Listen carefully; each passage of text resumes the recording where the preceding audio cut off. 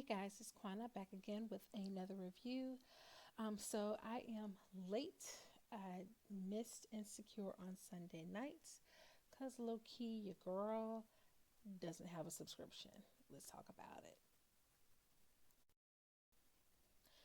Okay, so finally watched Insecure season 4, episode 2, Lowkey Distance.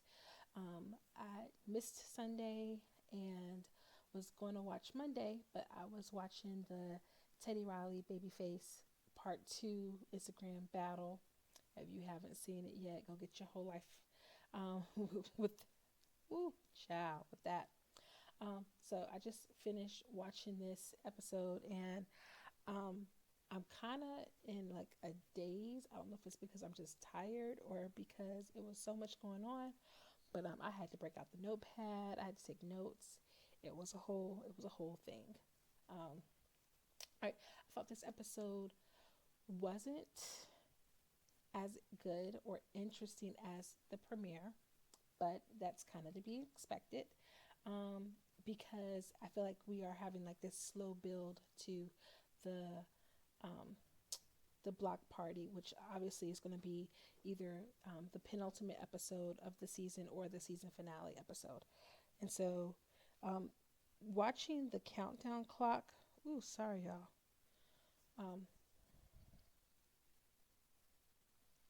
Watching the countdown for each episode, where it tells us how long we have to the block party. I've noticed that this episode, there's been a month between last episode and this month episode, which was kind of strange when they started talking about some of the things that had happened and the amount of time that had passed between like when they had seen each other. It just seemed a little wonky to me. But let's talk about the episode. So we're going to recap and review. Okay, so the episode starts with Molly and Asian Bay Andrew leaving the restaurant, having a date, and they're going to go do some um, Netflix and chill, but more chill than Netflix. Or as Andrew says, he about to get that cake, and he gets that cake, and it was so awkward. Yvonne Orgy's facial expressions during sex scenes are horrible. She looks like she is really overselling it and overperforming, um, and it's it doesn't look like the face that she would make if it was just simply her being satisfied or gratified.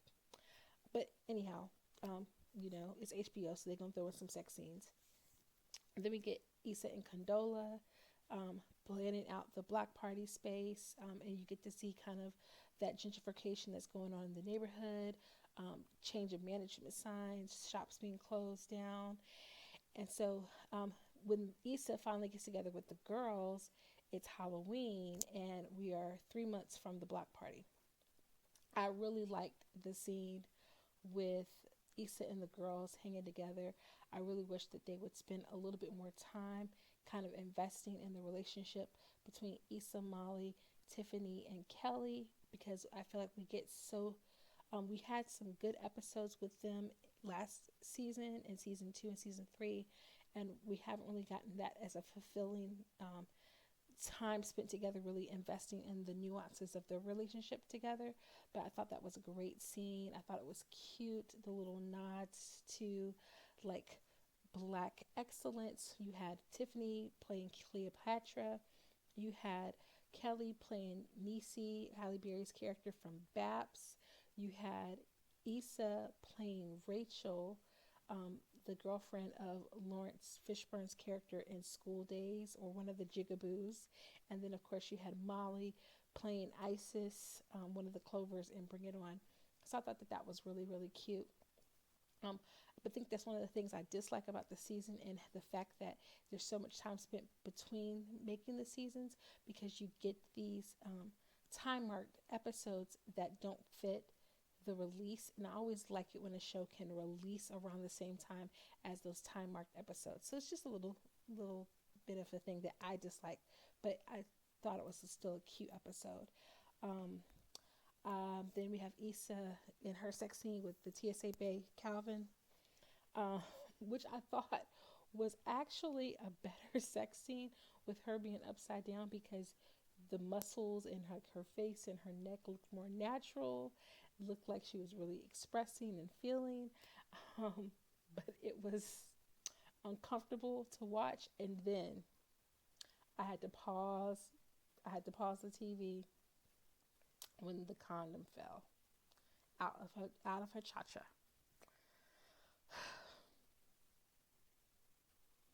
Issa, what are you doing? What are you doing with your life? What is happening, girl? Oh, child. I was disgusted, shocked, everything all at once. It was just all right. So then we go back to what we have a little scene with Molly and Torian at work, but that's not really that important. It's just to reveal that she's still having a strained relationship with him. We get Condola and Lawrence finding out that Condola and Issa have kind of like made peace about the fact that they are having this awkward relationship by way of discussing his quirks. He doesn't like it. He's really uncomfortable. Um, and so he, of course, goes to vent to the guys. So now we're getting a little bit more of what we got, some of those standalone episodes with Lawrence, where we're getting the POV of Lawrence without any of the female characters. And he's talking to the guys and he's all upset. I thought that the scene with Condola, Issa, and Molly, where Issa and Molly are supposed to meet and eat, and then Issa invites Condola, I thought that was such a real scene. I actually enjoyed that scene. I know a lot of people are seriously shading Issa right now and saying that she was wrong. And when your girlfriend is ready to dish, you're supposed to know when it's supposed to be just the two of y'all. But Issa and Molly spend most of their time alone. We mostly see them together alone. And I thought that was very real. When you make a new friend, you want that friend to be cool with all of your friends. It's kind of like a validation that you're right about this person. She wants Molly to validate Condola, to let her know that she's not crazy for wanting to be friends with this chick.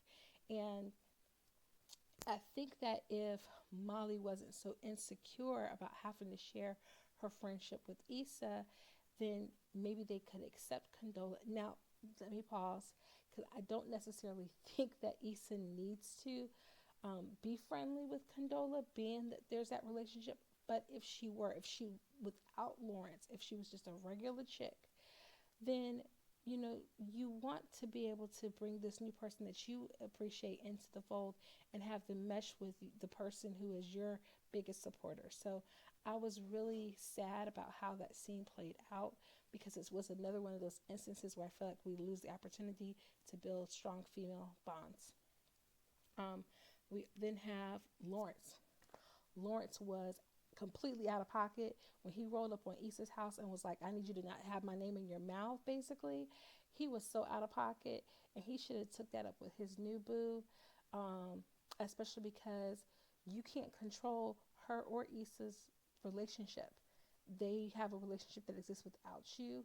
And to be frank, Condola could drop, they've only been together for a minute. Condola could drop Lawrence and still have a friend in Issa. And I kind of wish that would happen. I kind of wish she would value Issa's friendship more than Lawrence. And I suspect we will either see something where Issa wants to still have that friendship with Lawrence, and so they elevate above it. But the reality is, I kind of really hope that Condola drops Lawrence. I like Lawrence, but I hope she drops Lawrence and builds a friendship with Issa.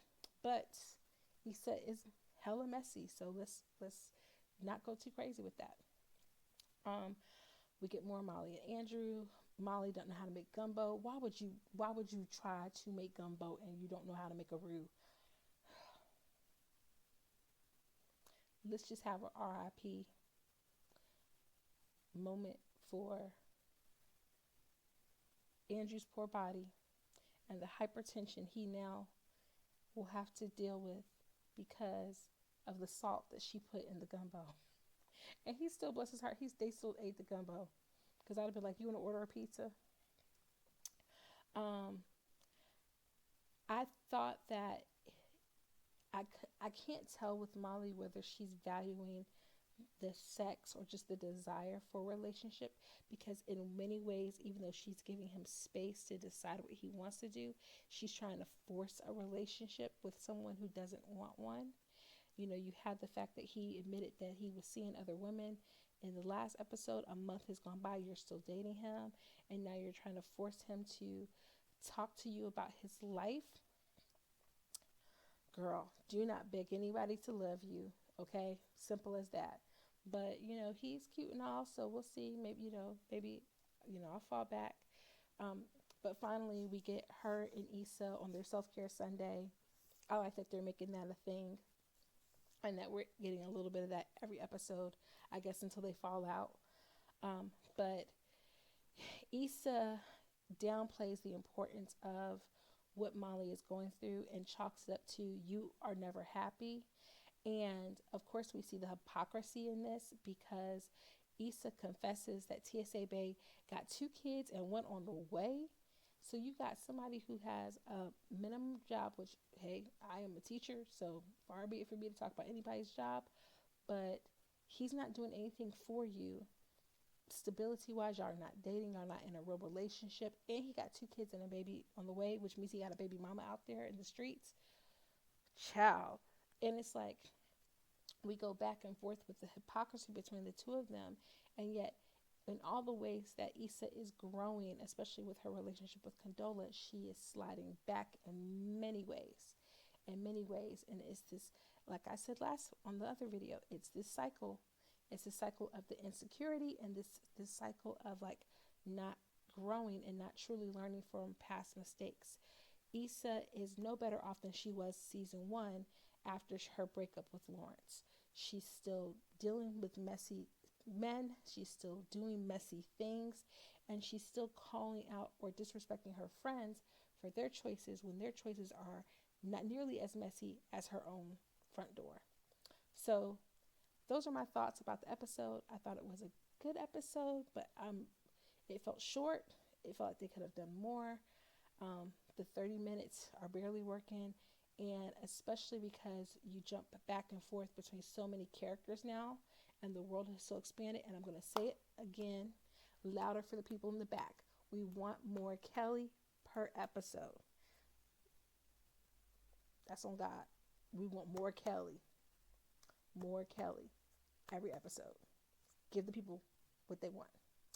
All right, guys, so those are my thoughts for this week's episode of Insecure. Did you love it? Did you like it? Did you hate it? Did you feel lukewarm about it? Tell me what you think down below in the comments.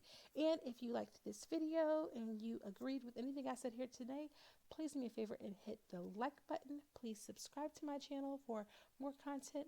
My free trial of HBO does not expire until next week, so I will be posting probably Monday, episode 3. So stay tuned for that. And until next time, toodles.